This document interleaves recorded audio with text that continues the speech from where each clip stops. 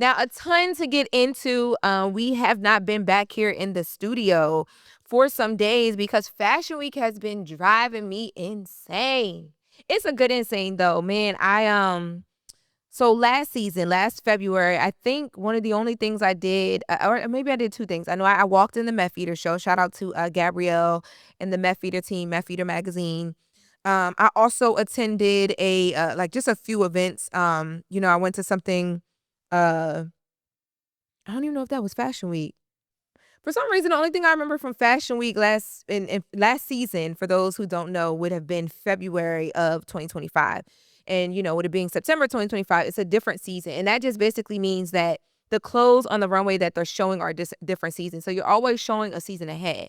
So right now, September 2025, this is the fall. So on the runway, what we got to see, all of the Fashion Week shows that I've been to within the last couple of days, they're showing us clothing for spring, summer 2026. And then in February, they were showing us what was coming for the fall. Y'all get where I'm going here? Okay. This is for all my people that are not fashion. Now, I've been, out of studio. Please go and visit my YouTube channel. I know we did do an audio only episode where I broke down Harlem's Fashion Row, which was the show that kicked off Fashion Week for me. Shout out to Brandis and her team and Foot Locker. Since that event, we have done so much. I attended Sergio Hudson's show. Lauren, you've been running around. I see the city going to all the fashion show events. Any dope fashion shows you've been to? Yeah, last night I went to Sergio Hudson this weekend.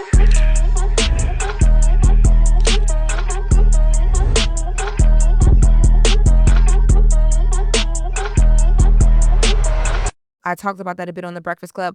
I am a huge advocate for Black designers. Number one, me being a person, we don't have our merch live anymore on the website. But me being a person that designs myself, that is into fashion myself, I understand how much it takes to take fabric, to take an idea, to take a concept, a mood, a inspiration board, and to make it a full line of clothing, a collection. You know how much money it takes, how much thought you put your babies out there into the world. So, I champion up and coming designers in general, just because, anytime I can give platform, I love to, because when I've been given platforms, it's changed my life. So I try to do that as I can for other people, but Black designers specifically, because, I do. People always ask me, where does my like the passion for fashion, where does it come from? My mother was a fashion designer. She was here in New York for some years before she moved to Delaware and had me. She actually decided not to go and follow her fashion design dreams and to move to Delaware, get into flipping housing and have me. And you just wanted to kind of create a stable life for herself, because she had been here in New York for some time. She had done a few programs at FIT, which is a fashion institute here. She was actually selling clothing in a boutique. And it just wasn't, I mean, she was doing well, but in wanting to start a family from it, it wasn't what she wanted. She hadn't accumulated enough to be comfortable enough to bring kids into the world off of her creative talent of designing clothing. So she turned that into, let me buy property, let me design inside of the property. My mom, at one point was doing everything from laying towels on the floor to building out bathrooms. Like, she just took it from one place to the other, but she needed stability. And every time I hear her story, I know she tells me a story about, almost being able to go from the boutique that she was selling in here in New York to putting clothing into Macy's. But they wanted you to be able to pay for all of your own inventory, and you had to have a certain amount of inventory to be able to go in the store. She didn't really know much about getting loans, and, she just wasn't making enough to be able to front that cost. So she decided to take the money that she did have saved up, go and buy property and lean more into that. And I always think, when I see her sketches, when I see how excited she gets about my friends who design and just different things that I'm doing, what her life would have been like if she had been able to eat off of, and granted, she ate off of her creativity to a certain extent, but if she had been able to eat off of being a fashion designer to the extent where she was able to feel stable enough to bring kids into the world and do that full time, I always wonder what my mom's life experience would have been like. Granted, all things work out under God in the way that they're supposed to, but that is always something I think about. And when I see how passionate I get about, clothing and putting together things and designing things, like, oh my God, um, it wows me to see how something like that can be passed down generationally, and then I see it in my niece. Like, I catch her, like, sketching things, and she can just do so much. And I always think, what that generational pass down would have looked like if my mom had put that line in Macy's and that became, the next big, I don't know, Gap or H&M or whatever the case may be, right?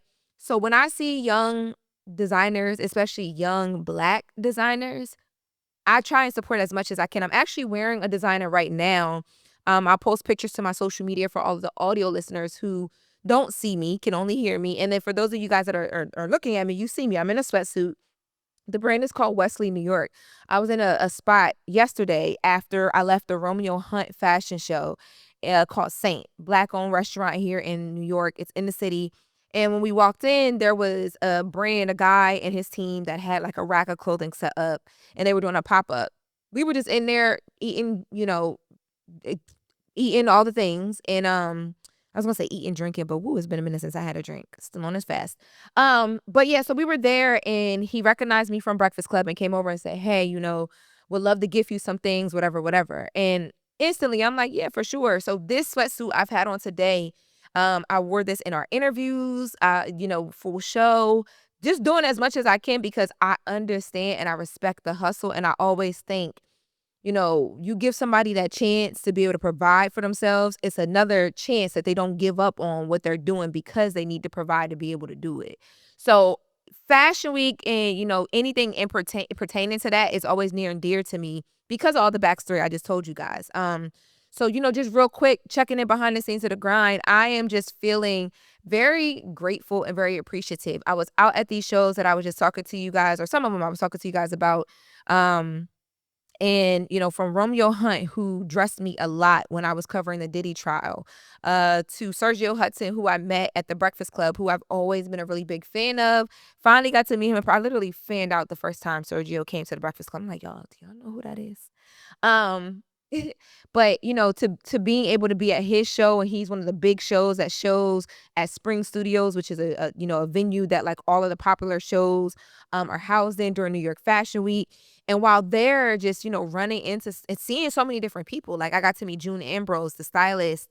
I saw Mary J. Blige. Sherry Shepherd is there.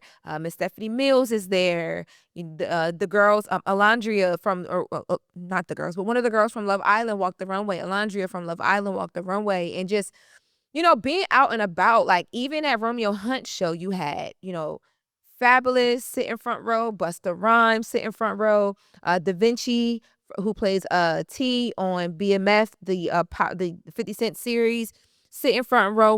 I saw Rotimi at the Romeo Hunt show as well. And I'm front row, and I'm looking around, I'm seeing all these people, and I'm just in my mind like God has such a funny way of reminding you that whatever is for you, whatever room, whatever conversation, whatever creative juice you think the world should be feeling from you will always find its way to the forefront. And I was just, and these last couple days I've been really appreciating the latest with Lauren LaRosa and all my low riders that tune in, the Breakfast Club as the platform, and just what it's been able to do, for me, but it enables me to do things for other people, like go to these shows and talk about the shows so people know who these designers are and know how dope they are and where they're getting. It's just I've had that's been my experience at Fashion Week. Like, yes, we got all of the craziness. I love seeing the stars out, and I love seeing. I saw Kids Supper returned. They had a show here in New York. Lauryn Hill was there.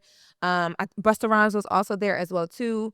I saw Actively Black. Make some noise for AJ Calloway